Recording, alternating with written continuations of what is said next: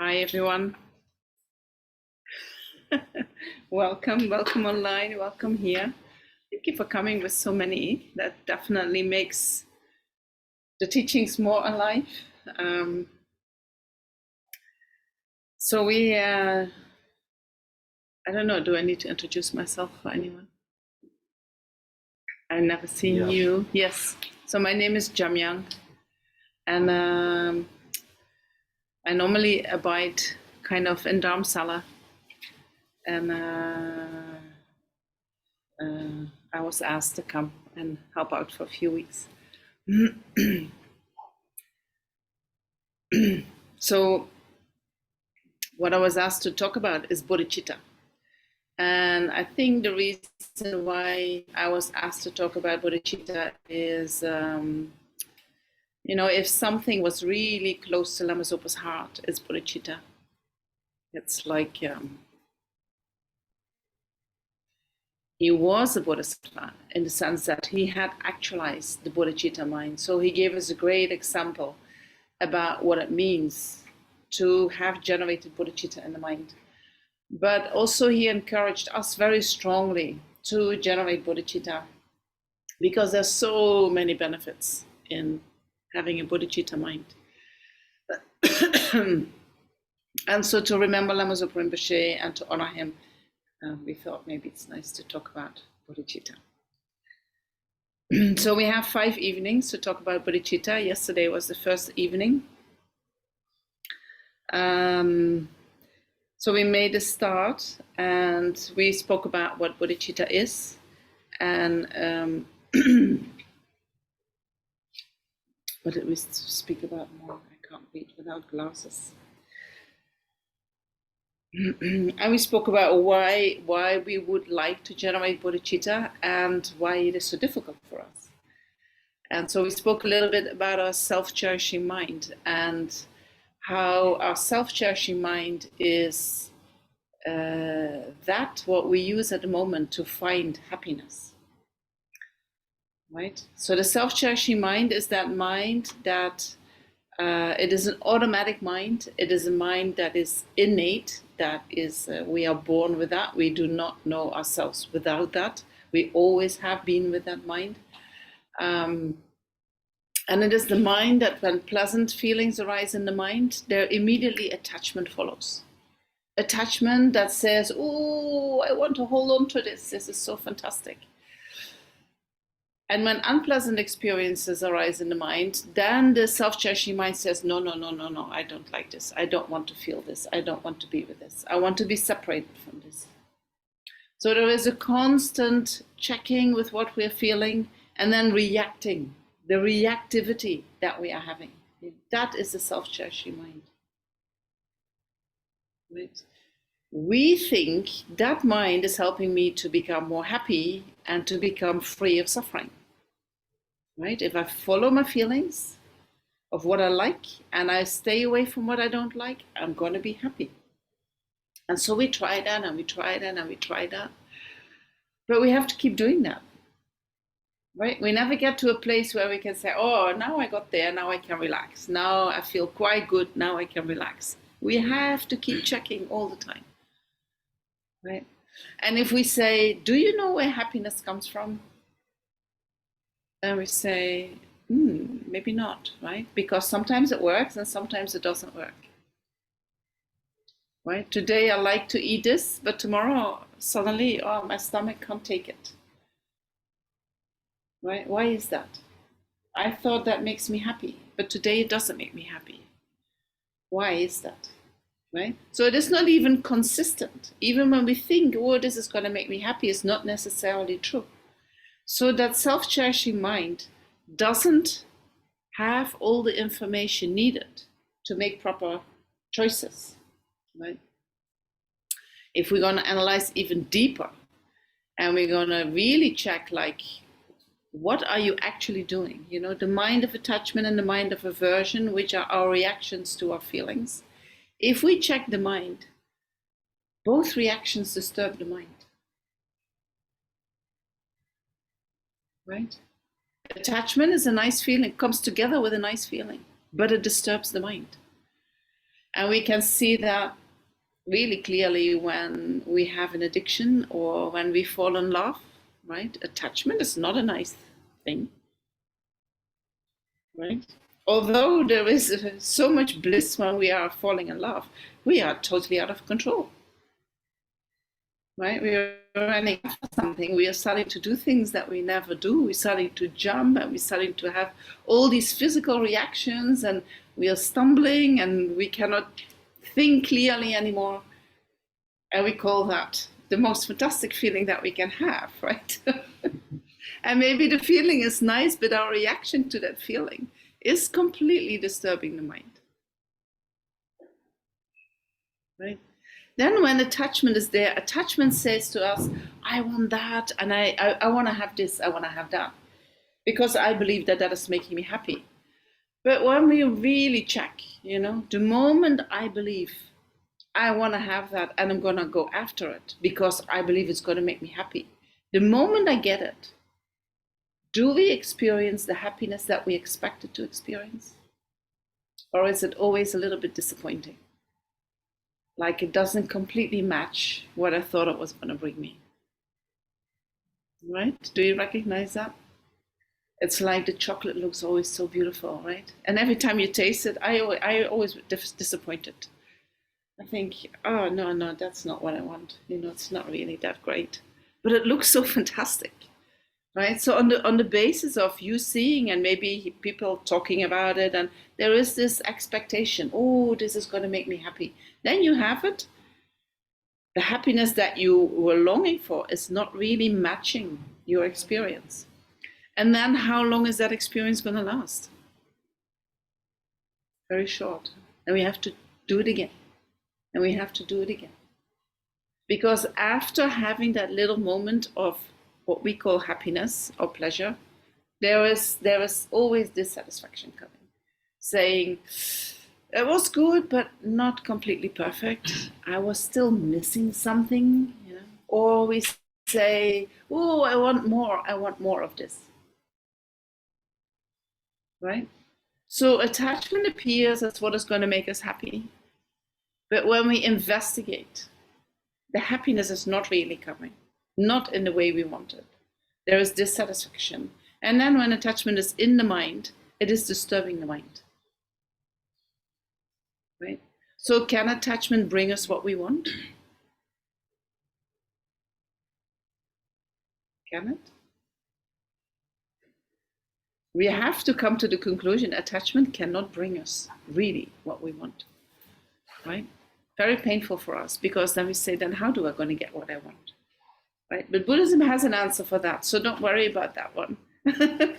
But you think like, oh, what if attachment can't do it? Then how do I going to find happiness? Right? We have no other means. But we need to see that what attachment is promising is actually cannot really deliver that. And the same is true for aversion or for anger. Right? When aversion is in the mind, when anger is in the mind, anger tells us, I'll protect you. I'll protect you from suffering. I will separate you from suffering. Right?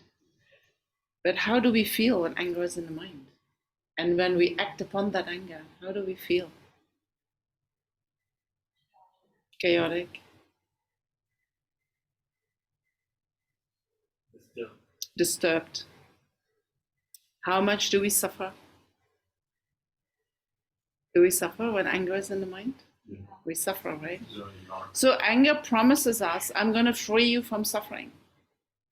But the anger itself, when that arises in the mind, that is suffering. Right? But somehow we believe, oh, when I follow this, I'm going to be free of suffering.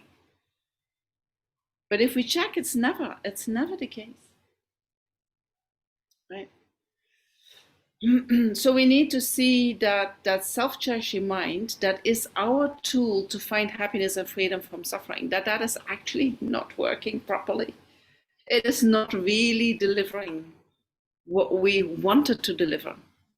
It doesn't have that capacity. It simply doesn't have the capacity to do so. Right? If we can really see that, then we can say, okay, then what? What other options do I have?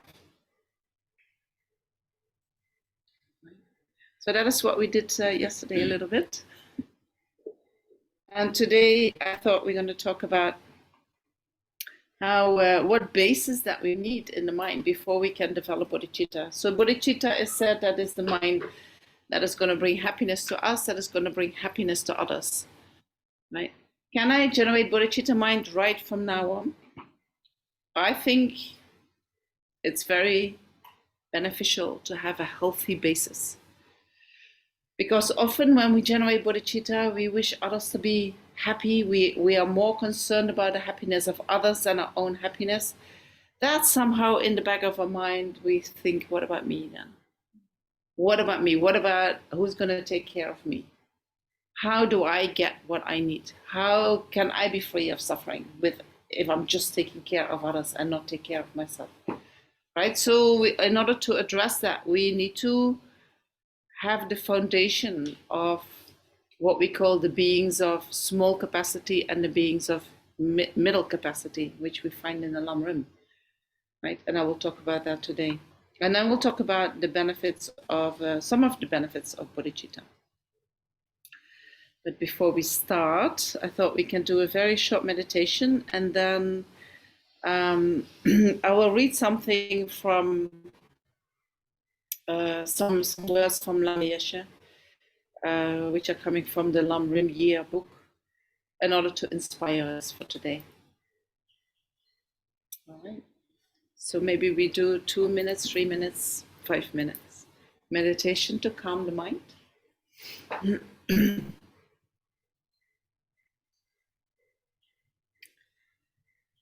So make sure that you sit comfortable.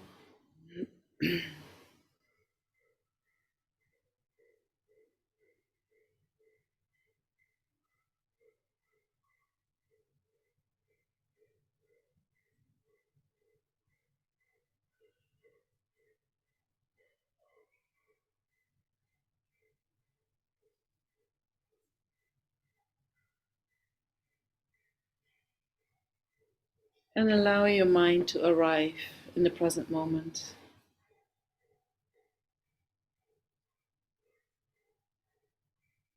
And we can do that by simply focusing our mind on our body.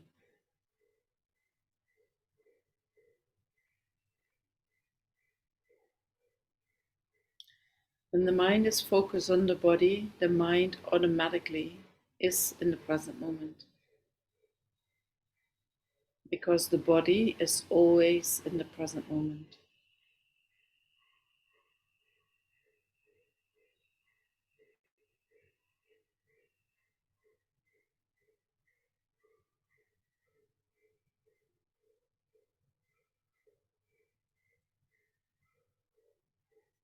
So you can let your mind focus on a particular part of your body, or maybe your mind wants to move around while focused on your body.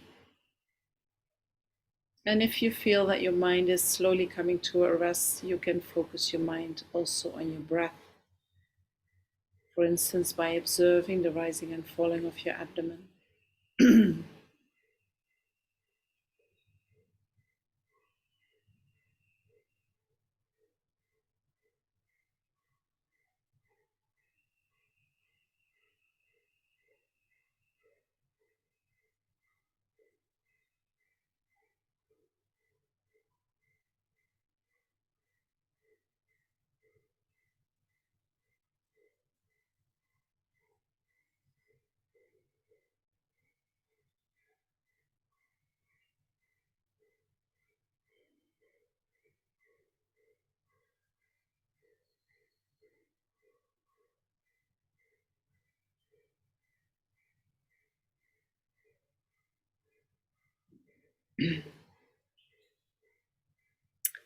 Now we'll read it slowly so that you can contemplate.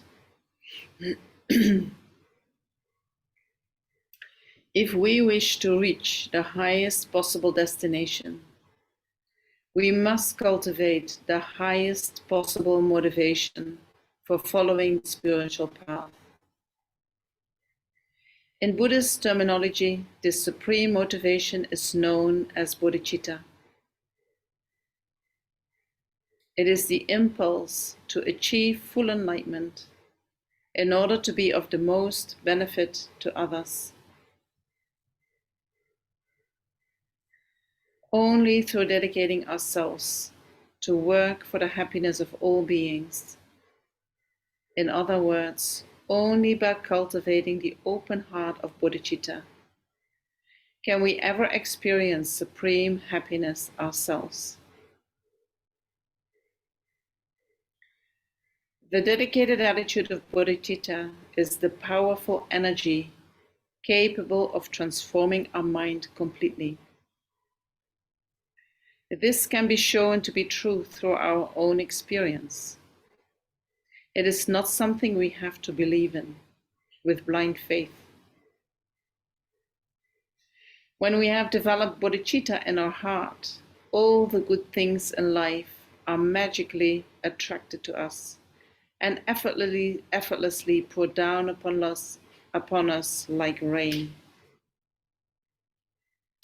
At present, because our heart is filled with self-cherishing thoughts, all we seem to attract is misfortune. But with bodhicitta, we automatically attract good friends, good food, good everything. As His Holiness the Dalai Lama has said, if we are going to be selfish, at least be wisely selfish. What he means by this advice is that in a way, bodhicitta is like a huge selfish attitude. When we dedicate ourselves to others with loving kindness, we get back far more happiness than we could ever experience otherwise.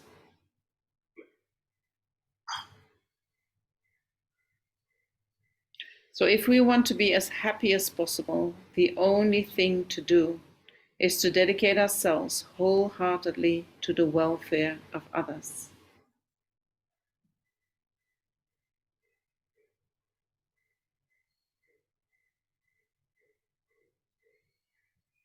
And try to let these words merge with your mind.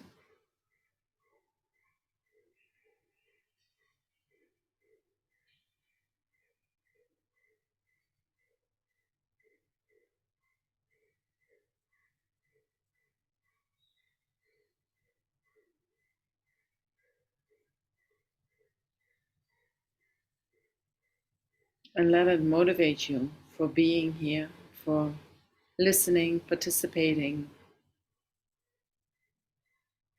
so that even just being in this session can become a cause for your own transformation, for transforming your mind from a self-cherishing attitude to an attitude that wishes to benefit others.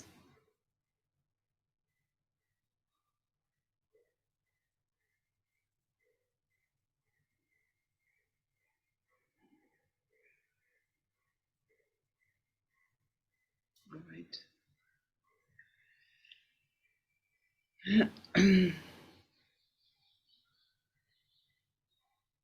So how do we create a healthy foundation for the bodhicitta mind? Right? How does it fit into the spiritual path? Where does it fit in? And sometimes we talk about the great vehicle path, right? The great vehicle path is the Mahayana path. Knowing that there is a Mahayana path or a great path, it means there are also small paths, right? So like the path of the Shravakas or the Pacheka Buddhas. So what they have in common is that they both need to realize the nature of reality in order to achieve the results of their path. But what they have different is the motivation why they're doing what they're doing, right? So when we are on the Hinayana path, our motivation is, I want to work for the benefit of me.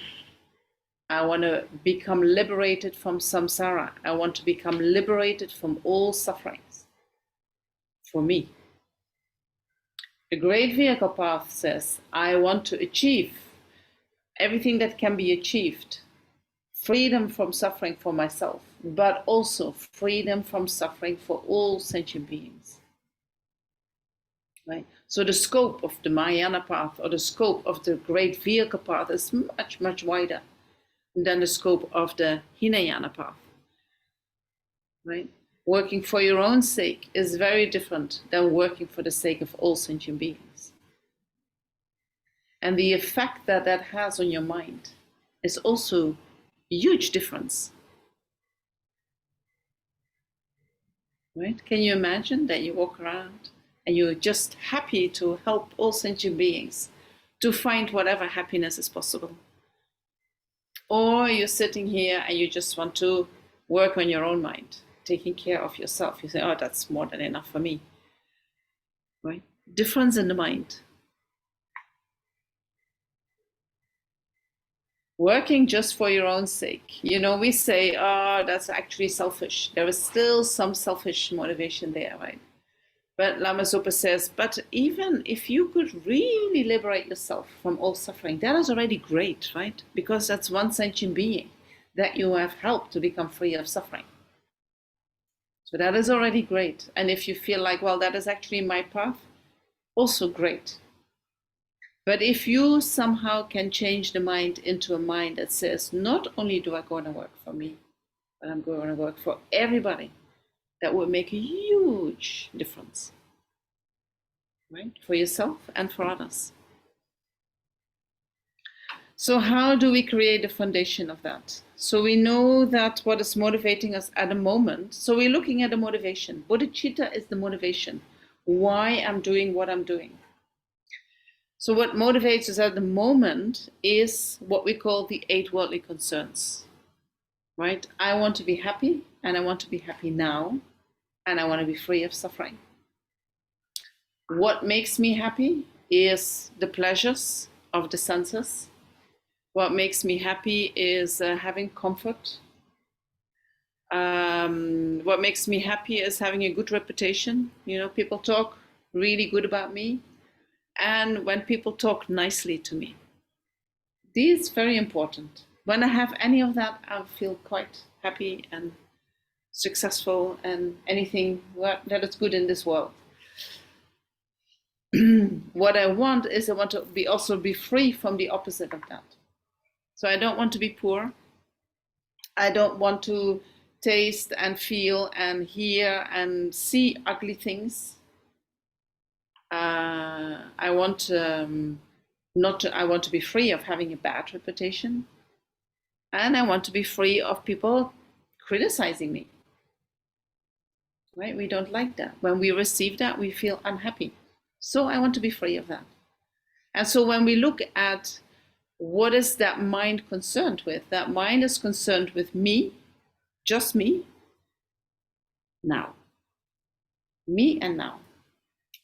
Or me and a little bit longer than now, right? And maybe can look a little bit in the future, but it doesn't go further than this life. It is always connected to this life, right? So that is that self-cherishing mind. That mind appears as if it makes us more happy and gives us freedom from certain types of suffering, but as I said at the introduction, when we really deeply investigate that mind is only disturbing the mind. And it is based on the delusions. It is working with attachment and aversion. And so attachment and aversion are the causes for suffering. So in the long run, that mind is only creating suffering. So how do we move away from that mind in order to eventually get to the mind that is the total opposite of what we are doing at the moment? Right? You want the mind, we think, I want to be happy and I don't care too much about the rest. But the mind of Bodhicitta thinks, I want everyone to be happy and I don't care too much about myself. Right? We're totally opposite. So how do we get from where we are right now to that mind? Right? So we need to create a good basis so that we are sure that what we are doing is not insane, right? Because for the mind that we have at the moment, changing this is like, why would I do that? Where's my happiness going to come from? Who's going to help me to protect me when things happen that I don't like? I need to do something, right? So we need to address that so that our wisdom mind says, I get it. Wow, that's so clever, right? Emotionally, I don't really get it, but intellectually, I can see there is a huge reasoning behind it that totally makes sense. And so I'm going to give it a go, right? We somehow need to be inspired to give it a go, right? If we keep emotionally, it is insane.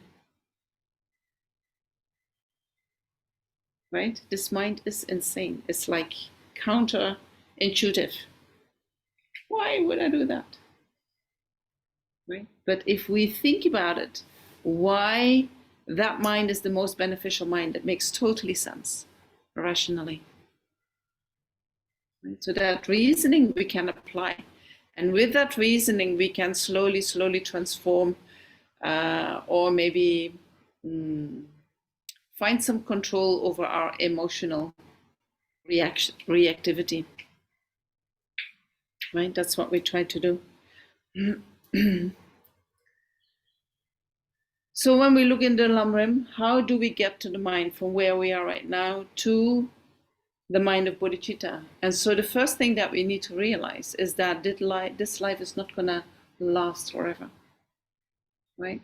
The self-cherishing mind is only concerned with this life, only concerned with me. So I need to think, but this is not going to last forever. There's going to be a day that my body is finished and I'm going to die. And I don't know when that's going to happen, right? But I'm sure that's going to happen. It might happen very quickly. It might still take some time, but for sure it's going to happen. So then what? Then what happens with me? Where do I go? Right? Do we go somewhere or do we go nowhere? We go somewhere. What do you think? Somewhere. Yeah. Oh, you want to ask a question already? Is it about this topic? Yes. Can I first finish it and then you ask a question? So we're going somewhere or we're going nowhere? Somewhere. According to Buddhism, we have a body and a mind, right? What we call me, we can distinguish a body and a mind. At the end of life, the body dies and the mind continues. Right? So when the mind continues, there are two options. One is it goes to a happy place. The other one is I'm going to an unhappy place. Right? Only two options. Which one do we want? Happy place, right? So then we have to think, okay, is there anything I can do now in this life to help me get to a happy place? Right? And you might think, I don't even know how to be happy in the next moment. So how can I think about happiness in future lives? Right? But Buddha explains where happiness comes from. Right? We believe happiness comes from the things that we are in contact with, what we're eating, what we're feeling, what we are seeing, what we are hearing. Happiness is coming from that. But Buddhism says no, happiness comes from inside, comes from the mind. Whatever we come in contact with externally is just a condition for that happiness to arise. So happiness comes from inside. So what is the cause for feelings of happiness? Do you know that? You remember? Do you? Cherishing others. Also that, but in terms of actions, if we look into our actions. Make sure you guard your mind against attachment and aversion. Also that. But if you look into, okay, let's say, where does the suffering come from? Inherent, the idea that there is an inherent self or there is independent existence of phenomena. And what do we do under the influence of that self that creates the suffering? Let go of that. Let go of that. We let go of that. That part we cultivate the wisdom of Shunyata. Yeah, that is what eventually can help us to become free of suffering, right? But we are still in the place that we are suffering, right? So where is that coming from? Attachment, aversion, but karma. So the feelings that we have is a result of actions that we have done in the past, right? And so then we can say when we have done non-virtuous actions, they lead to unpleasant feelings. And when we have done virtuous actions, which are actions that are benefit to sentient beings, they lead to happy feelings arising in the mind or pleasant feelings arising in the mind. So me liking chocolate, right? That liking that, oh wow, it makes me really feel good. That feeling good is coming from previous actions. And in dependence on the chocolate, I experience some good karma.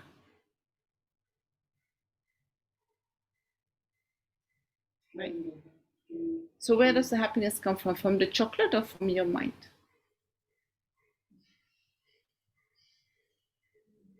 Happiness comes in my mind. Yeah.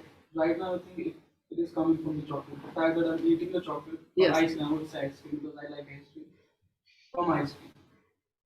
You like better ice cream. So we talk about ice cream instead of chocolate. I can relate to it more. Okay. So where does the happiness from ice cream come from? Whatever that is momentarily. Right? It's momentarily, yes, it's true, it's true. But is it coming from the ice cream or is it coming from your mind? Mind. From the mind. If happiness would really come from the ice cream, then everyone who eats ice cream should feel happy. Is that true? It's true. So there are no sentient beings who don't like ice cream. Who doesn't like ice cream? How can someone not? I mean, yeah, how can somebody not like ice I cream? truly believe that. How can someone not like ice cream? Okay, if the happiness would really come from the ice cream, then the more ice cream you eat, the more happiness would arise in your mind. Is that true? Yeah, but it doesn't happen. I've felt that. It Doesn't happen. I have that. So in the beginning, there is huge happiness, right? And then you keep eating and you keep eating. And at a certain point, that happiness starts to change into Yes. suffering, Yes. right? That proves that the happiness is not coming from the ice cream. True? Yeah. It's coming from the So mind. whenever we eat at the ice cream, it goes to our tongue and taste buds go to the mind only. So finally the happiness comes in the mind only. The happiness comes in the mind only, yes. Right, so this proves that it is not coming from the ice cream. It's coming from the mind. If it was really coming from the ice cream, the more we eat, the more happy we would feel. Right? So the happiness from ice cream is just a ripening of very good karma. Right? You have done some virtuous actions in the past that now give you this pleasant experience. Right? Nothing wrong with, right? So if we say, I want to be born in a happy realm where I have more happy experiences than unpleasant experiences, I need to make sure that I'm doing what I need to do in order to get there, right? So then we can say, okay, what can protect me from falling in the lower realms, from falling in the suffering realms?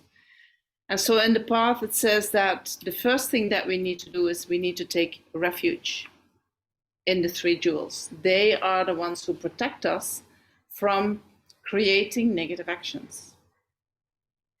Knowing that we have Buddha potential, knowing that virtuous actions lead to happiness and non-virtuous actions lead to suffering, that in itself is our refuge, right? This is Buddha Dharma. And then practicing that, we become Sangha. Right? So we take refuge in that. And then we need to develop faith in karma, and we reflect on karma in general, karma and its effects in detail. We're going to think about how does karma work. So we have these two options in order to move away from suffering after we die. Right? That's what we can do in life now taking refuge and thinking about karma, and then stopping engaging in the non-virtuous actions and practicing virtue. That will assure us that we're going to go to the happy realms. How is taking refuge different from understanding karma? If I take refuge in Buddha, Dharma, Sangha, then karma is much more in detail, right? If I take refuge in Buddha, Dharma, Sangha, and I think, for instance, about the Dharma refuge, then the Dharma can refer to the text that we are having in general. And Dharma also refers to any virtuous activity that we have done, which protects us from suffering. But the reason to do the virtuous activity is based on your belief in karma, right? Yeah. Yes. Yes. Would it be possible to do it without, one could imagine situations where you do virtue without divorcing it from karma. You don't need karma to be able to. No, you don't need karma in order to do virtuous actions. That's true. That's true. If you're looking for a reason, you need He maybe has another reason why he's doing virtue. You could do it with, I mean, there could be, for instance, where you say that you do something without expecting a return. And the Right. return here could be good karma. Right. So you give freely without expecting anything back. Yeah. So does that mean that you do not need to know about karma in order to be able to give freely? Yes, one could say that. And so once you know about karma, then it is very difficult to give freely? It could help. It could help, of course, some people. So knowing about karma helps you to give freely. So thinking that knowing that there is going to be a return helps you to give more freely.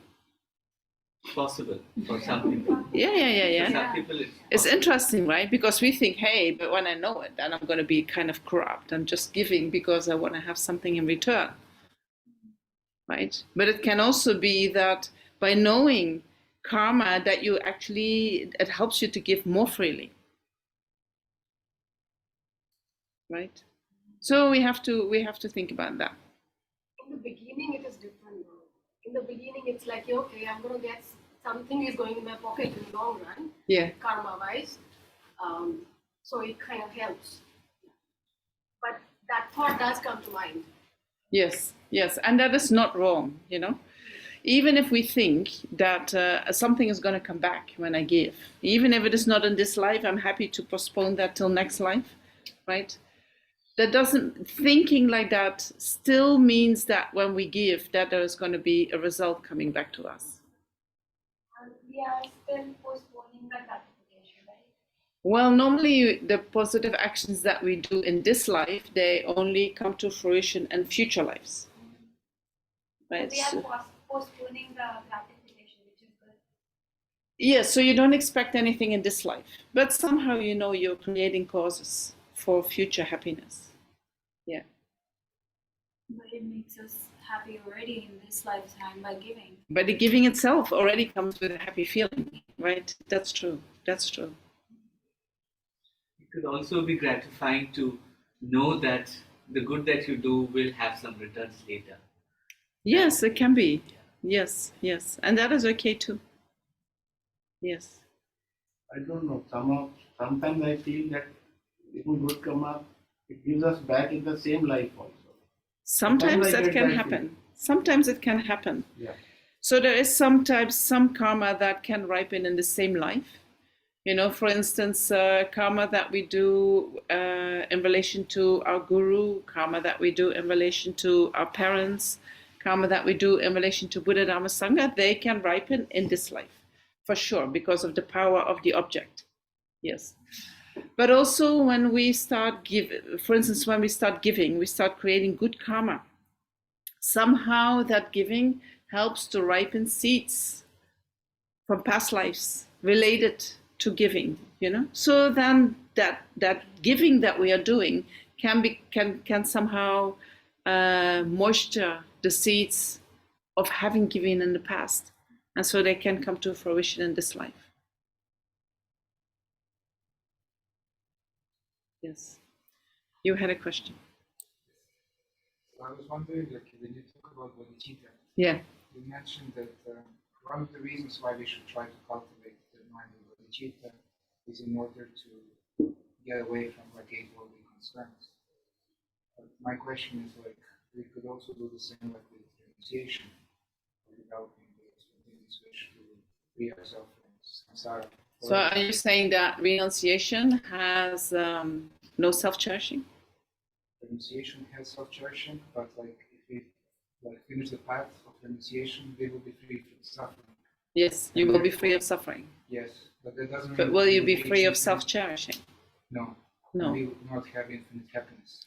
Huh? We would not have infinite happiness. We would not have infinite happiness. Exactly. So we would have like, but we would be free from any suffering. From Yes, any that's suffering, true. From all suffering. That's true. But we are not free from self-cherishing. Yes, yes. No, I agree that we should develop bodhicitta. I'm Yes. just thinking that just to get away from suffering might not be good enough. Like there are other reasons as well to get rid of, to basically generate bodhicitta. It's not only in order to get away from suffering. I'm sorry, is I confused? Yeah, now I'm confused. So we generate. So you started with the self-cherishing mind. That why do we need to generate bodhicitta in order to counteract the self-cherishing mind? And then you said, oh, we can also just become liberated. And then we discussed, but when you are liberated, you're not free of the self-cherishing mind. And you agree upon that. And then you start talking about suffering. So you are just a little bit surfing through the topics. No, I was just curious, like, what the role, like, I guess you're going to finish that. Yes, I'm going to talk about that, all these steps. Really okay, so first we need to have the wish that our happiness is not about just this life, but also about future lives, right? We need to see that just being happy in this life, then what? What if this life finishes? This life definitely is going to finish. So we want to make sure that also after this life, we're going to be happy. The best way to become more aware of future lives and about become more aware of I want to create the causes for happiness in future lives is by thinking about our own death, thinking about impermanence and death. The moment we realize I am going to die, it's going to happen, we become less concerned about this life.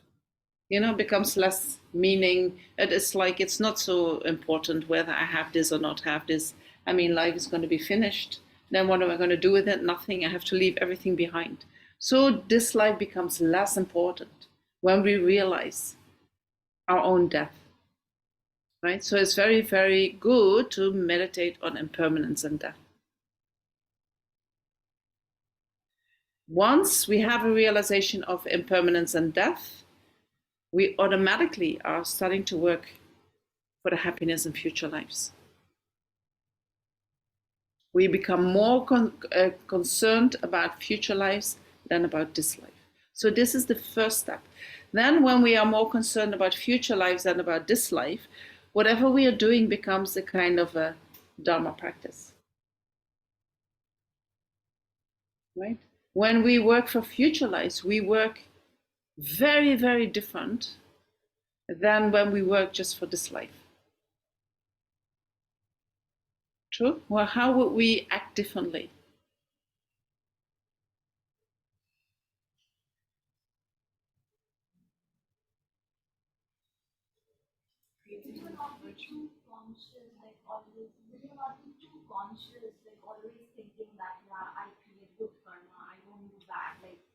We become more conscious of creating good karma and stopping the bad karma. But it's not like you cannot live fully because it's not always possible to do everything virtuous and always keep that in mind. Okay, am I doing it? Am I creating good karma? Am I creating good karma? But what I'm saying is once we have realized impermanence and death, it becomes more easy to do that. right? At the moment, it's difficult because of our self-cherishing mind that is concerned about me right now. But if we realize this me right now is not going to last, there's going to be another me, another type of me. I want to make sure that that type of me that is going to be there in my next life has also good conditions, also can still practice the Dharma, has enough money to do so, has enough support to do so, has enough whatever is needed to continue practicing Dharma. Right? I'm going to be more concerned about that one than that I am about this one. So when that is in my mind, it's not too difficult to create virtue. Right? The fact that the way, sometimes the Lamas say, if we look at you, how you behave, you can see that you haven't realized impermanence. Right? We are walking around with a self-cherishing mind, just thinking about now. What do I need now? I want to be happy now, right? I go for an ice cream now. And on my way home, I'll get another one, and I'll come with you. An orange bar and one chocolate. So then when we are focused upon future lives, then we think, well, even if I'm going to have a good rebirth next life, for instance, I'm going to be born as a human being and I can practice the Dharma, but then it is not a guarantee that I'm completely free of suffering, right? Because as a human being, all human beings experience suffering. And so we contemplate the sufferings that we go through, even if we have a good human rebirth, like the suffering of birth, aging, death, the suffering of sickness, the suffering of, for instance, uncertainty, the suffering of being born alone and having to die alone. All these, we're going to contemplate that.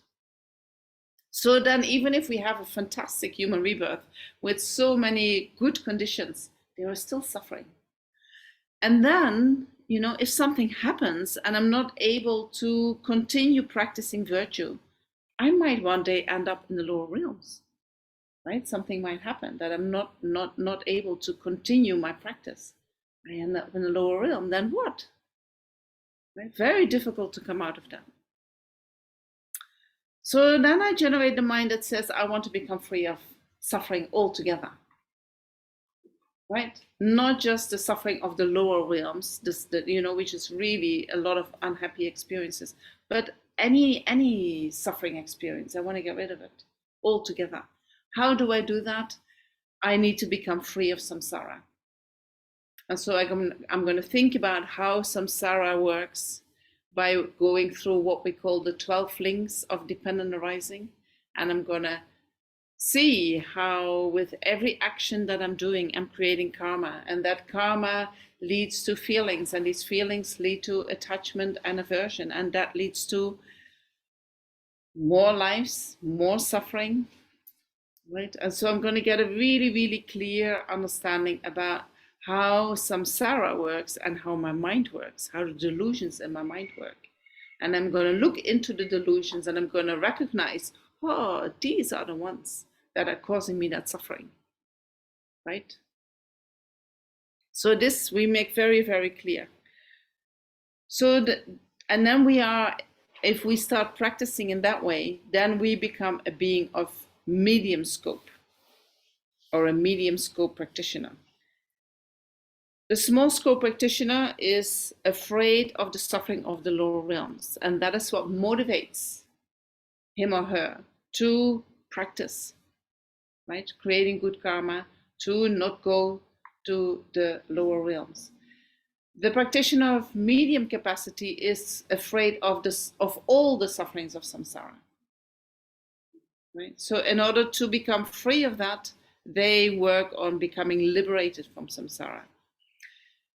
Then once we have done that, independence on that mind that says, I don't want to be here in the suffering of samsara. I really want to get out of this. I'm so sick of it. Sometimes they say you start feeling like you are in a burning pit and you have to get out. You cannot bear it anymore.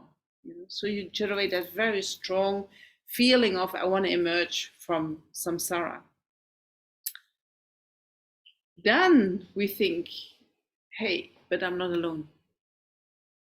It's right, there's so many sentient beings around me. If I just want to get out of samsara, then what happens to all sentient beings? They are suffering as well. And these suffering beings, they have been very, very kind to me again and again and again. Everything that I have right now, all my good conditions, they are coming from other sentient beings. They have provided them to me. Okay? So then when I say, okay, now I'm in a really good place, I'm just going to get out of it. And you just sort it out yourself. You know, then we say that's kind of selfish. Right? So then in order to, you know, when we have some kind of bodhicitta in our mind, we say, oh, I can't do that. I cannot just work only for myself. I have to also work for others. Right? And some compare it with, what if you are with your mom somewhere and your mom is walking in the direction of a raven about to crush down, you know, you grab her. You're not going to say, okay, Mom, I'm having here quite a good time. Whatever you're doing is up to you, right? No, you say, Mom, don't go there. And you grab Mom and hold her, right? So that is what we want to generate as bodhisattvas. That mind that says, no way I'm going to let you go there. I'm going to grab you, right? So the bodhisattva, or the great vehicle being, or the being of great capacity, is a being which is afraid of the suffering of all sentient beings. He or she is concerned with that suffering. He or she is, it is in their mind, and they have the wish, how can I free you from that suffering? And that suffering that we are talking about is not just the suffering of pain or the suffering of unpleasant experiences. The suffering that we are talking about is that bondage to samsara, you know, that we go around in samsara again and again, that we take rebirth again and again, that we are not in control over our body and our mind, that we are kind of slaves, right, to our own attachment. We are slaves to our own delusions. Right? That bondage, that is the true suffering. So when we generate a mind that I want to free other sentient beings from their suffering, then what we think about is the freedom of all that suffering of samsara. So we want to lead them to the freedom of all that suffering, which means we want to lead them to either to liberation, or we want to lead them to enlightenment, right? Depending on the disposition of the persons. Right? Some people need to first become liberated before they can achieve enlightenment. Other people, they go straight to enlightenment. Right? The Buddhas, we don't have anything to say about that. That is something that we come with. So that is how we get in a healthy way to that motivation. Does that answer your question? Okay.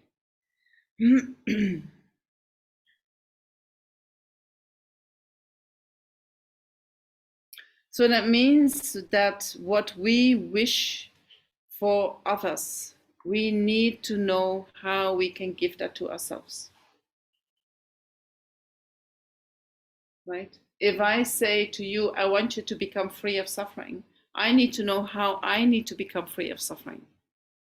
If I'm going to say, I'm going to give you all the happiness that you can have, I need to know how to give myself all the happiness.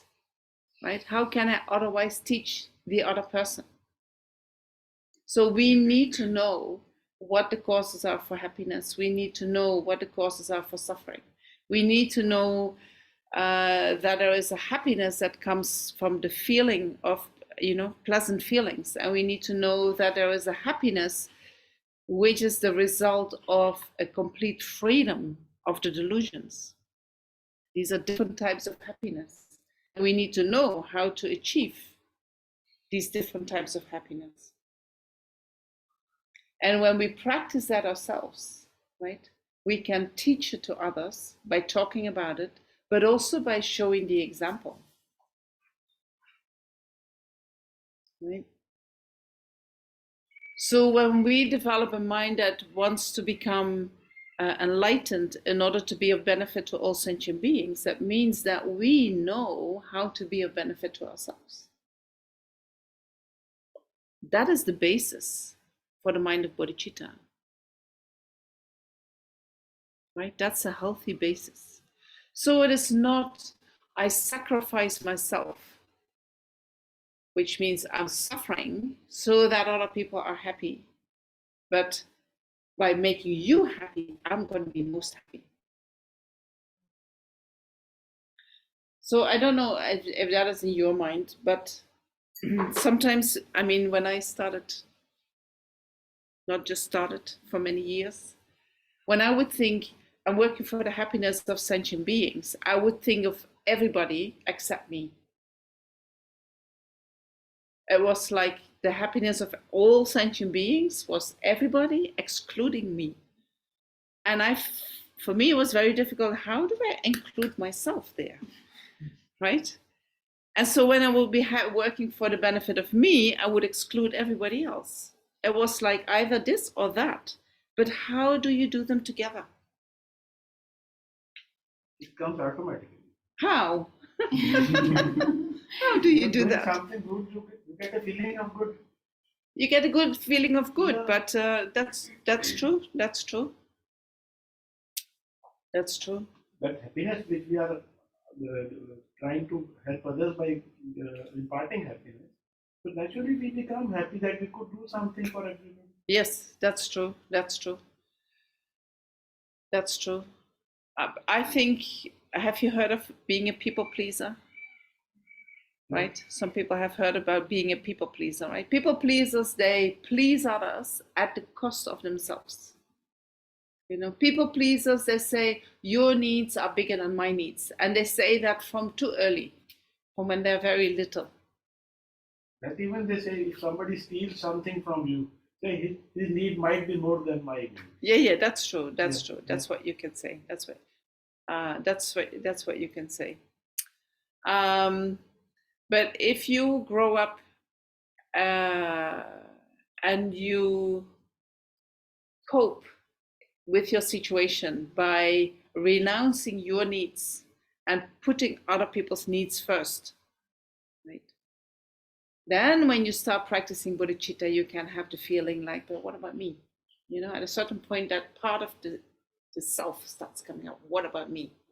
Right? So then we first need to connect with what we need, right? And we need to kind of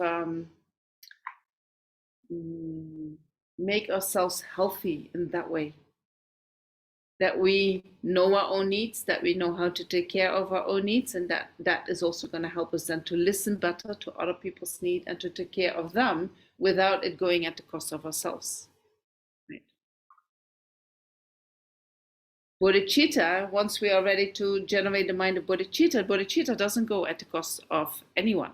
It's only good for all parties. Right?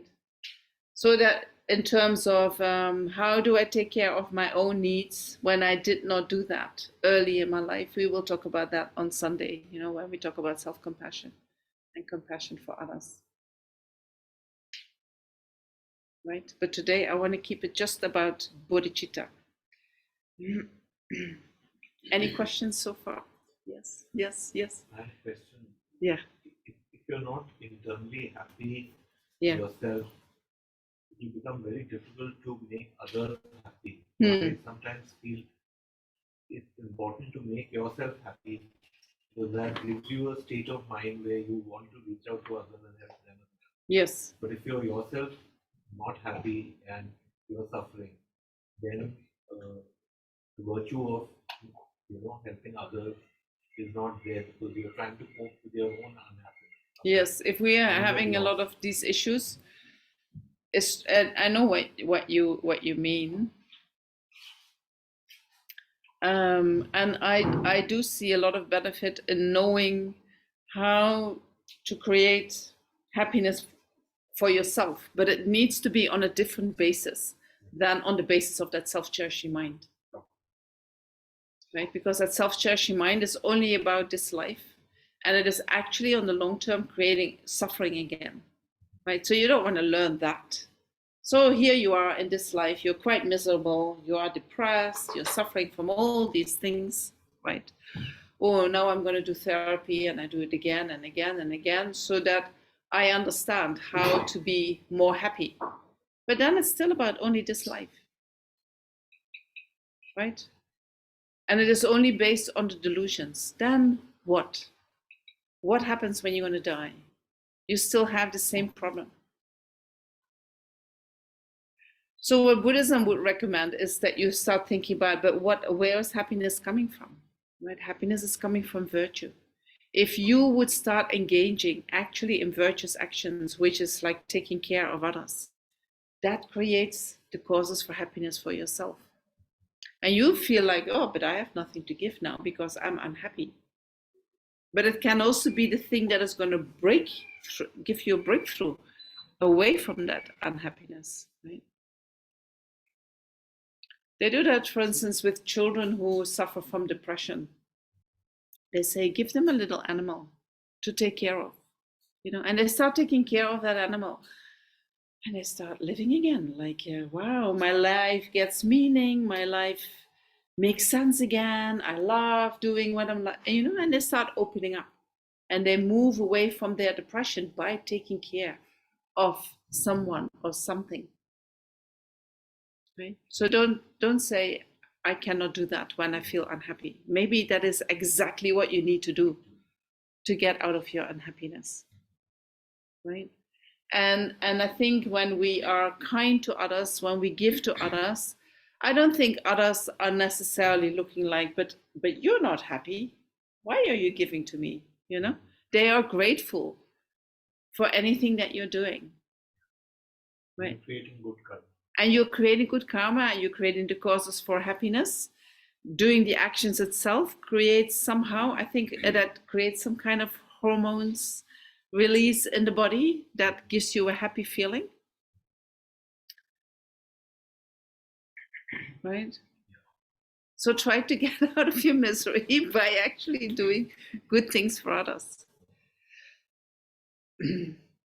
So what I mean, like, you need to know how to become happy if you want to make others happy. If you know that happiness comes from virtue, then you start to practice virtue when you feel unhappy. Then that is the knowing that I mean, right? That is and then when you start engaging in that, you start feeling it, right? And then from that, more and more and more can come. Also doing things for others without expectation of. Yes, that is the best. Doing. It should not be with an expectation. I do my bit of whatever I want to do. Yes. And I should not expect. Yes. Something in return. Yes. The one who is expecting in return is our self-cherishing mind. It is the mind that thinks, what is in here for me, right? Most of the time, when we go in a relationship, we are in the relationship.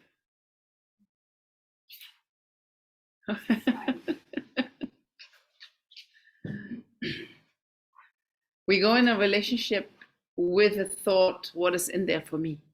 What can you give to me? Right? We never go in a relationship, oh, what can I give to you? Do we? If there is nothing in it for us, we're not going to stay. It's just how it is, right? Or not? Complicated. Oh, I do everything for you. I will always stay with you. I will never leave you, I just want you to be happy. I just want you to be happy. And you are sincere. But when that person then does something that really hurts you, are you going to stay? No. We say, oh, sorry. right? So if we don't have a good return, we leave the relationship. Yeah, if you feel deceived, then you. Yes, so for instance, somebody deceives you, right? You find your wife with another person in bed when you come home. And your wife is so happy. You're not going to say, oh yeah, I wanted you to be happy. How wonderful that you find this man, you know? Now I'm so happy that you are happy. You don't say that. It comes sometimes when you're in service of disabled person that you're probably in a relationship with, not just a partner, but maybe a family member. Sorry, when you are in a relationship with a disabled person. Yeah, in service of the disabled person who may not be a partner, but could be a family member, maybe a child or a parent, and you're taking care of them. So that is virtuous action. Yes. Second, well, you have to check your motivation, right, to see if it is a virtuous action or not. Because often we do that out of attachment also, right? There is love and there is attachment. We have in the relationship a mixture of both, love and attachment. The love disappears when the attachment doesn't get any more what it wants.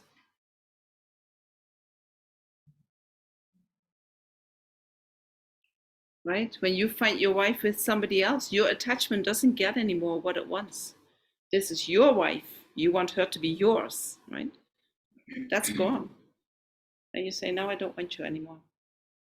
The love is gone, right? With a family member, you can't do that in that way, right? It's much, much more difficult.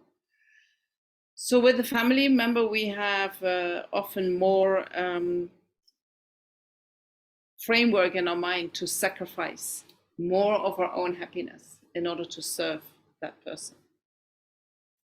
Still expect something, could be some other sort of respect. From your family? Yes, it could be an expectation that your labor is recognized or appreciated. Yes, that you are appreciated. We need that, right?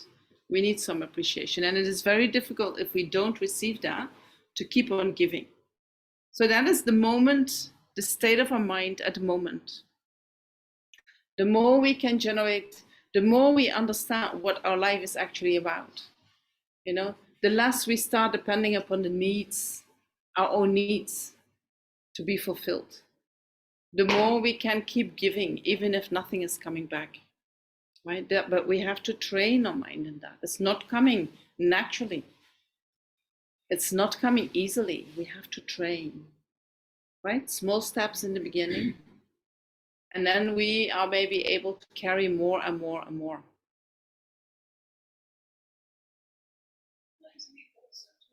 Say if my mother is not well, I'm helping her because I can't, it's disturbing for me to see her suffering. Yes. So I don't want to feel disturbed. Yes, yes, I don't want to feel disturbed when she is suffering. Because it hurts me. Yes. So it's basically to not feel hurt because she suffers. Yes. Seeing her suffer. Yes. I don't know how to explain. Yes. So when we suffer, when we see, for instance, our mother suffer, then we think, oh, I'm suffering from that. That is still my attachment, right? I want to be free of that. So that is why I'm going to help my mom. So then I feel better. Right? That way, all of us are selfish. Yeah, that is selfish. That is the motivation is selfish. Huh? If my mother suffers and I will not feel happy, so I am helping her only because I will also feel it. Yes, yes, but that is kind of selfish, right? Yeah, that is still the self-cherishing mind. The Bodhisattva helps others to become free of suffering, not because he or she cannot bear. They do say they cannot bear, but the bearing, not being able to bear, is very different the way we experience it than a Bodhisattva experience it. Right? We suffer ourselves when we see our mother suffer. Right? Then we want to be free of suffering, and that is why we want to help the mother. Right? But the Bodhisattva is happy in him or herself, and the maybe the mother of the Bodhisattva is suffering, The Bodhisattva, although it is unbearable to see the mother suffer, the Bodhisattva is not so much just focus on the suffering of pain, right? That your mother is suffering from and your mother is suffering from. But the Bodhisattva is suffering on what is behind that, the more subtle levels of the suffering. And when the Bodhisattva sees that, they find it unbearable, not in their feeling, but in their mind. You know, the feeling of the suffering of others being unbearable is not, I'm feeling in my heart this unbearable feeling. It's not like that. They feel compassion. Compassion, when there is real compassion in the heart, compassion is a beautiful feeling. So they have a beautiful feeling in their heart, but there is still something that makes it unbearable to see that mother suffer. It's not their feeling that they want to fix. It is really the other person that they want to help. Right? So the motivation of the Bodhisattva is different. What appears in the mind of the Bodhisattva is different. So the self-suffering becomes even more prominent when some family member passes away or a friend passes away. The self becomes more prominent. The suffering of the self. The suffering of the self. Because we are more. That's our attachment. Because how we feel when the person is present, that feeling is lost. Yes. Not because the person has actually gone, but because how it has left us. Yes, but it is whatever that person was giving us is not there anymore. Right? So our attachment is like what I want to have is not there anymore. And that is what we suffer from. All right. You had a question? I just wanted to say if we could check the chat to see if there are any questions. Yes, online. there were 5. I'm gonna now come here.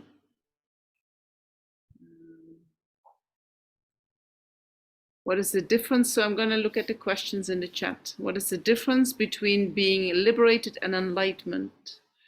Can you elaborate on liberation? So when we talk about liberation from samsara, in order to become liberated from samsara, we need to remove the root cause of samsara, which is the grasping at a self. We remove that by realizing the emptiness of that self, or the emptiness of inherent existence of that self. That is what makes us liberated. When we have removed our grasping at the self, all suffering is out of our mind. Right? We don't experience any suffering anymore. We say then we have abandoned all the afflictive obscurations. But what is left in the mind is what we call the knowledge obscurations, or the obscurations to omniscience, which are the imprints of inherent existence, which give us the appearance of subject and object. You know, we still have that when we are liberated from samsara. And because of that, we cannot see the two truths, the ultimate truth and the conventional truth at the same time. So if we want to remove these knowledge obscurations, or these appearances of inherent existence, we need to generate bodhicitta.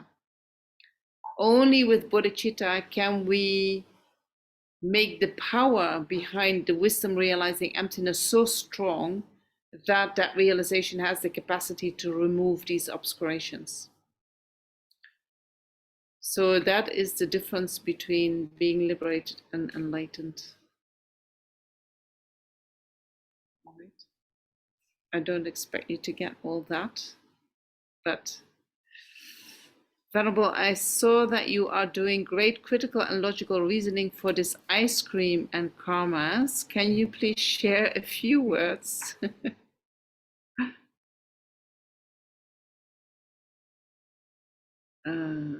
Sorry. Can you please share a few words on how to do this reasoning and how to this goes too quick. And how to approach according to Buddhism? We did that, right?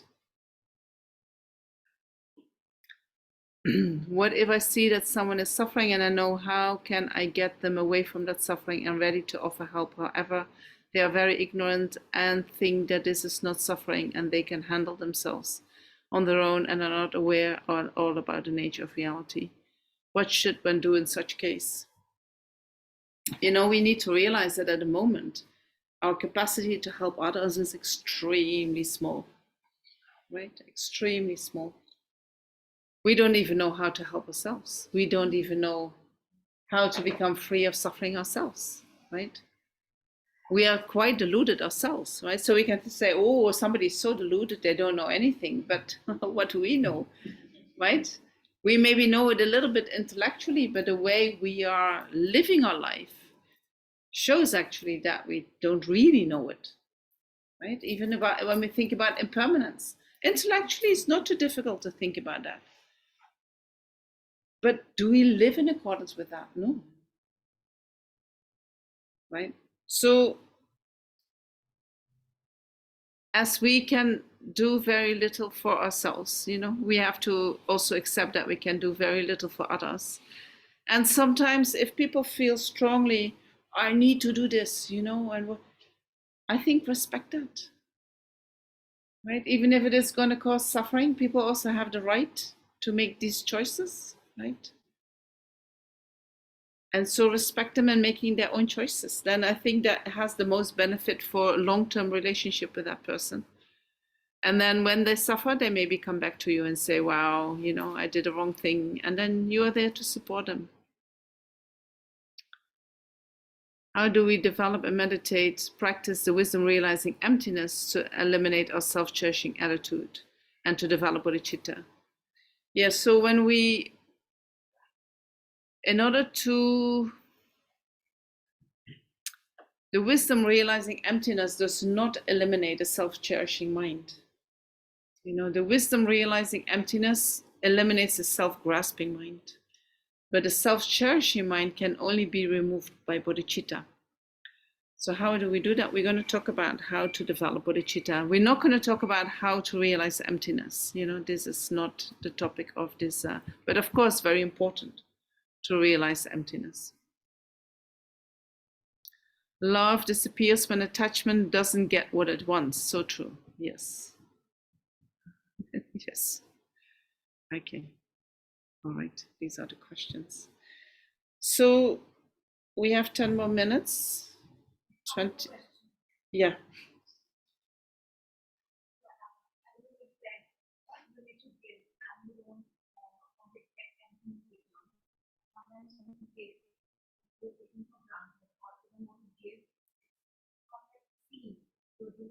Yes, we're often not seen, we're not heard, we're not appreciated, we're not thanked, and we feel hurt by that. Well, we should be fine with that. I think we should be honest with ourselves and we say, I feel hurt by that. And then we can say, okay, what is behind that hurt? Right? Or what can you do with that hurt? How can you be with that hurt? How can you maybe look into your thinking and change your thinking so that when things like that happen, that you do not feel hurt. But once we feel hurt, we feel hurt. We're not going to say, oh, I should not feel like that, right? We say, oh, I feel hurt. Then what do I do with that? So that I take skillfully care of myself when I'm hurting. Right? We need to know how to do that too. Huh? How do we do that? Come on Sunday. I'll talk about it on Sunday. Okay. On Sunday, we can go deeper into that. So, if one becomes more and more aware of the constant dissatisfactoriness yes. of our day-to-day life, yes. how do you then maintain a sense of joy? How do you maintain a sense of joy when you become more and more aware of the dissatisfactory nature of your day-to-day life? So is that dissatisfactory nature, is that actually coming from an aversion of I don't like this? Yeah, this whole thing that you're talking about, that you're constantly looking for comfort. Yes. It's hot, it's cold, my leg is hurting, whatever. Constant chatter in the head. Yes. Yes. wanting to be somewhere else. Yes. So our mind doing this, right, wanting to be somewhere else, and this chatter in the mind always taking us to other places, that is actually covering our innate joy. So when we can say, I'm going to stop listening to that chatter, I'm going to focus on the present moment, I'm going to enjoy whatever arises in the present moment, I'm going to feel whatever unpleasantness arises in the present moment, right? I'm going to experience life as it comes, and I'm not going to listen to the chatter to have more or to have less, right? Or to want to move away from that. I'm just going to stay with what is, you know. Then the delusions, they become less and less and less powerful. And then from that, the innate joy that we all have can start to arise, or we can start to experience that. It becomes manifest again. You know, when we look at little children, how they move around and how they feel, you see the inner joy, right? And they are bubbling on their inner joy. That is often before the conceptual mind has been developed, right? They just go with the flow and they're happy with whatever. Then we start commenting. Oh, I don't like that. I like that. I want that. I want. So that is shutting down that inner joy. And then we become more and more disconnected actually from reality. We start living more and more in the intellectual mind, or in the rational, no, it's not rational, it's intellectual, it's the conceptual mind, than that we are connected to our experiences. You know, and the more we do that, the more joy disappears. Can you explain this with an example, maybe? For example, I mean, I'm thankful that you asked this question, because I was going to ask another question to you. Yes. For example, let's say I want to purchase a few clothes, and not that I don't have clothes to wear, but I still have this longing to buy more. Yes. So, and then to curb that, I would start thinking that, no, but I have, and I would postpone it, or I will completely let go of that in that moment. But then the thought also arises that, am I letting go of what you call inner joy by depriving myself of what I actually want? That's how it appears, no? So when we give ourselves what we want, there is this little moment of joy, which often comes very soon with a kind of a dip, right? It's like, I just want to have it. And then just for wanting to have it, I have this joy arising in my mind. And so then when I stop buying, or stop buying into this habit, then I do not have this temporary pleasure that arises that you call inner joy. But I don't think that is inner joy. I think that is just temporary pleasure, right? You say, I'm depriving myself from that. So then I'm going to start feeling miserable, right? So then how do we negate that? So that is true, right? That's true that it works like that.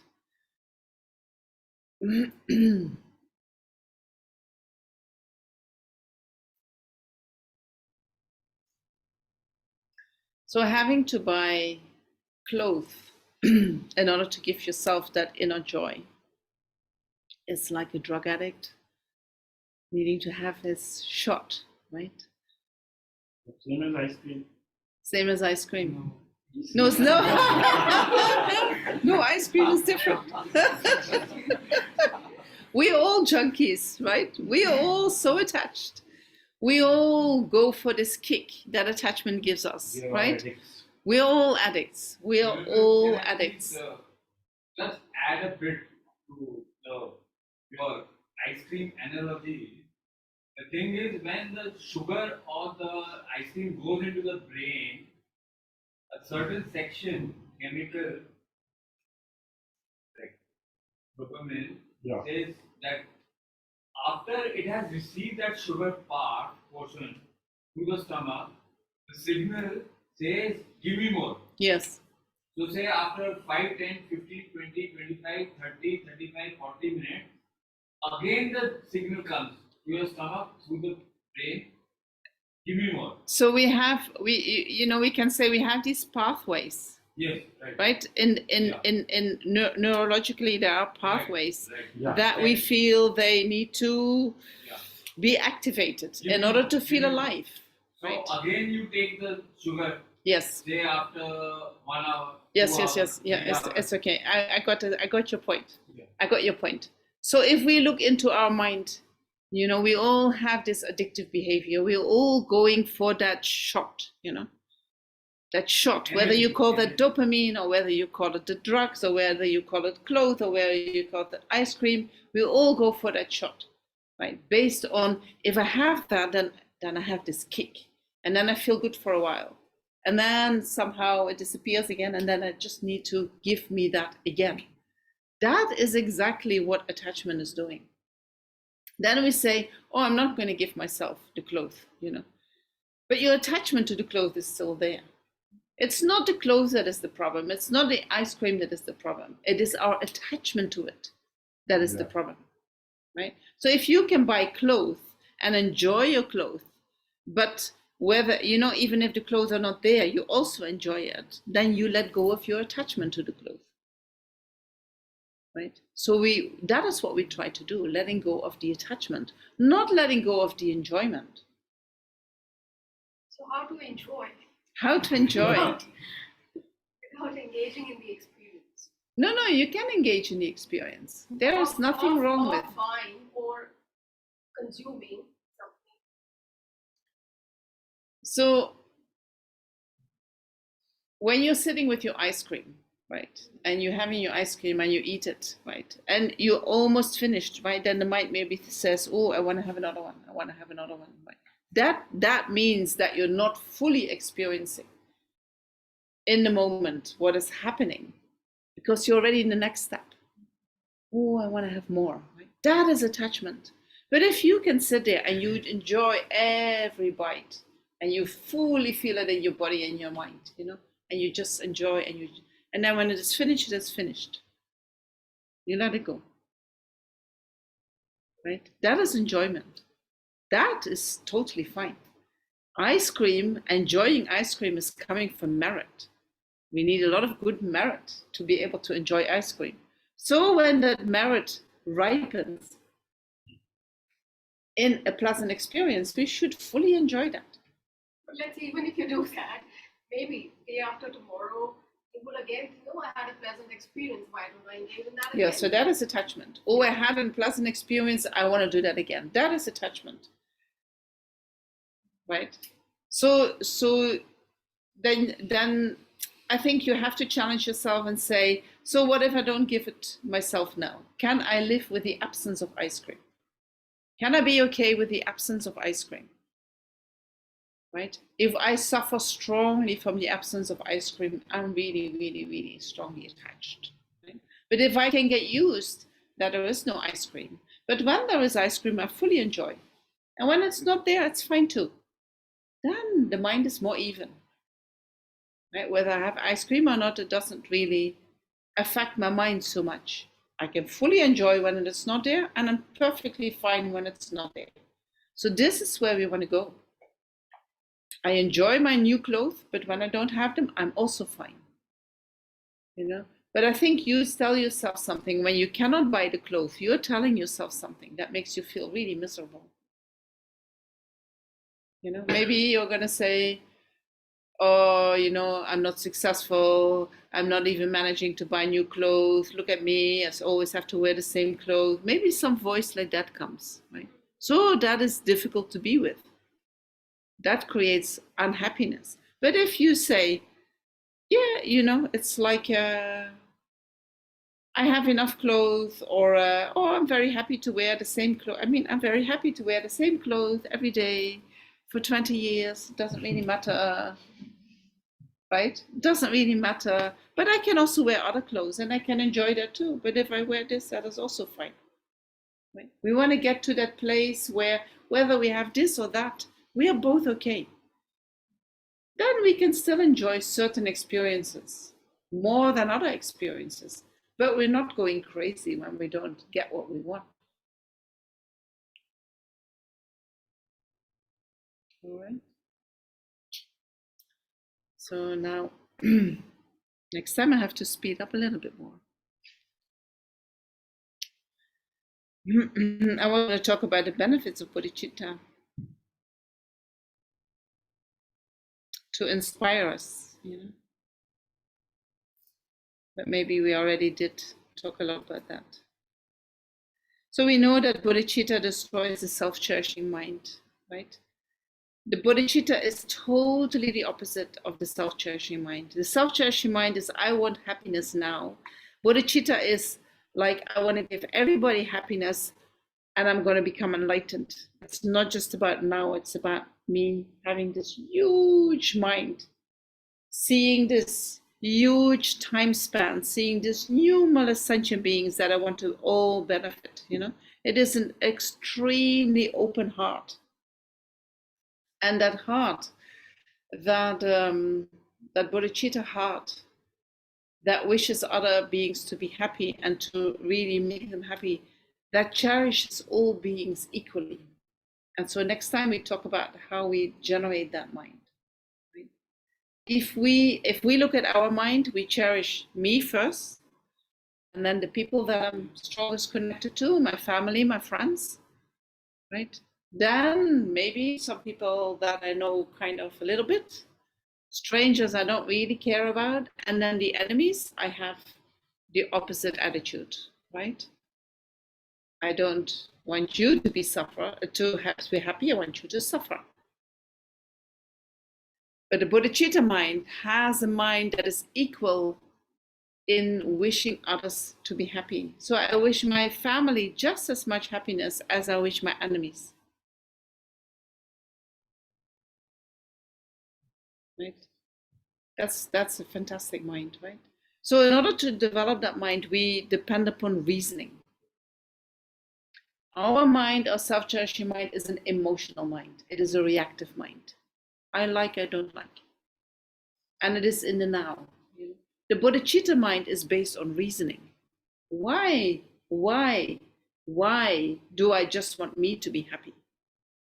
Why do I want just my friends to be happy and not everybody else? Right? We think it is insane to wish everyone to be happy, but the bodhisattva thinks it is insane just to work for me and my friends. Right? If I work for me, even if I do positive actions, virtuous actions, I have the merit only in relation to one sentient being. But what if I work for everybody and do these actions in relation to everybody? Then I make the merit of numerous sentient beings with one action. So I create a lot of merit. And merit is like you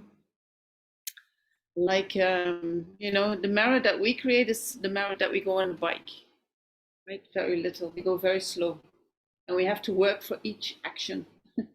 But if we have the merit of a bodhisattva, it's like you're in a Ferrari, you know, you push and you go very, very fast.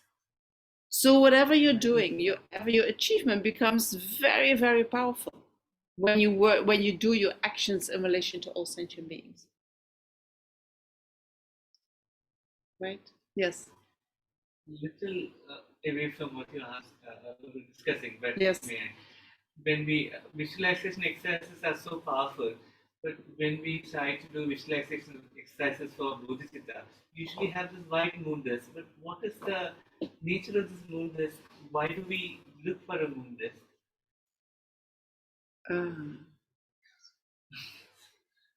I'm not sure how you get from the moon. The moon disk. The moon disk symbolizes renunciation.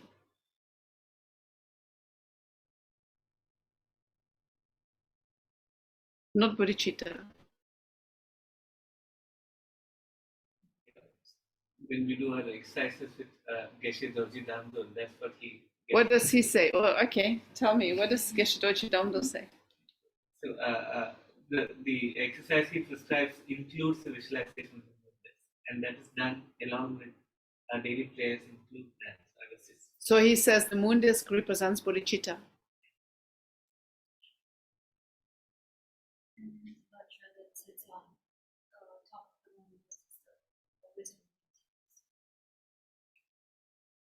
And what about a sun disk? You don't have a sun disk. Okay. Huh? It's not sun. What? The second visualization is the Vajra. So Right. Right. So you visualize a moon disk with a Vajra on top of that, and it symbolizes Bodhicitta with the wisdom realizing emptiness. Now say your question again. And why the moon disk? I mean, Why the moon disk? Here's a question for Geshe Dorje Damdul, right? He's doing that with you.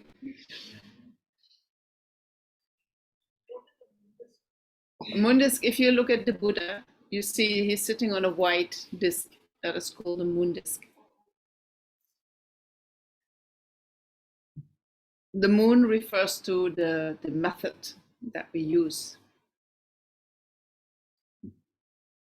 Yeah.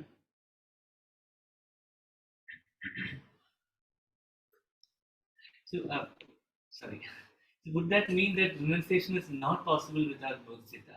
Is that where we'll arrive finally? Renunciation is not possible without bodhicitta. I would say bodhicitta is not possible without renunciation. Sure. Right? Sure. Renunciation is possible without bodhicitta. So before we can generate bodhicitta, we need to have some level of renunciation. We need to have a determination that we want to be free of samsara. But that determination is not what we call uncontrived. Right? It is contrived. It is like we need to think about it. It is not our habit, like, wow, this is what I'm going to do.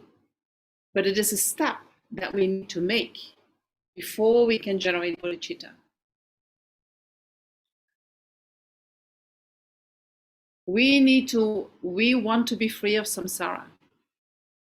And then we realize, oh, but everybody else is also in samsara. So I'm not just going to work just for me, but I'm also going to work for everybody else. And how can I do that? Not with the mind that wants to be free of samsara, but only when I achieve enlightenment, then do I have the capacity to work effortlessly for sentient beings. And that mind is the mind of bodhicitta. All right? We just keep repeating and repeating and repeating until you get it. Yeah. All right.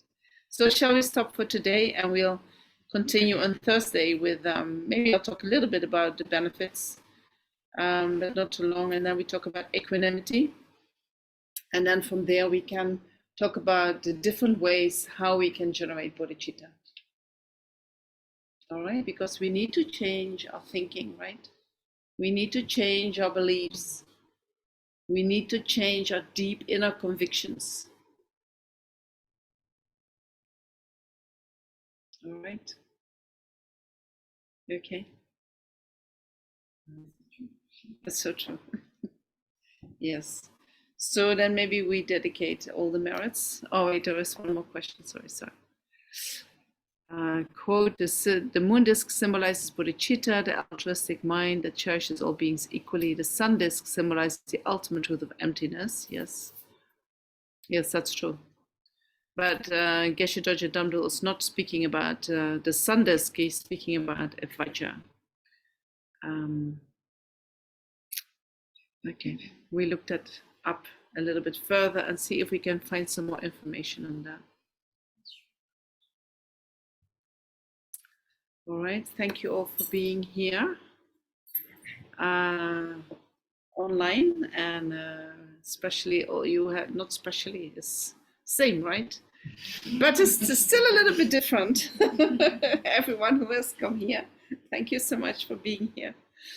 So maybe we can dedicate all the merit that we have created by being here, whether that is here in person or whether that is in the session online. And we dedicate, first of all, to the very, very swift return from Lama Zopa Rinpoche, so that he can continue showing us how to be a bodhisattva, how to work for the benefit of sentient beings effortlessly, continuously.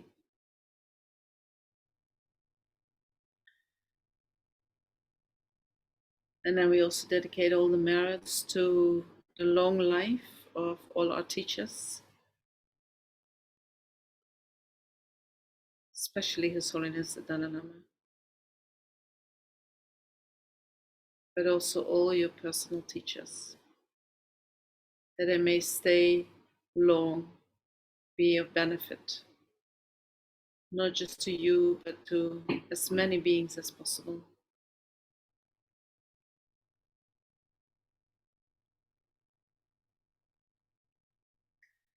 And then we can dedicate that, the merit that we have generated tonight by being here, by listening, by thinking, by participating, that may become a course for our Bodhicitta mind to develop.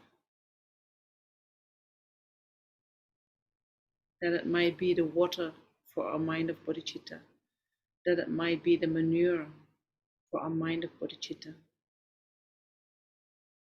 That it might be like the sun for our mind of Bodhicitta, nourishing it and letting it grow more and more.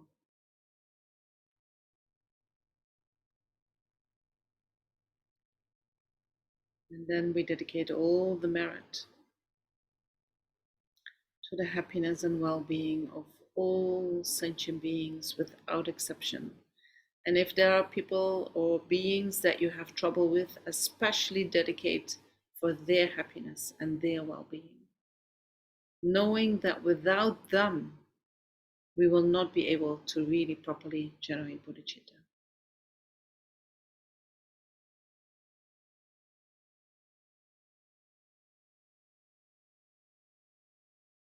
Right, thank you so much. And I hope to see you on Thursday, where we continue our bodhicitta story. Who can see your message recording on High Minoti?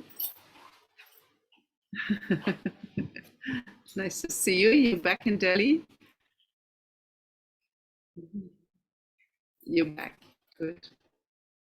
Good. Go sleep. Yes, you're tired. Good.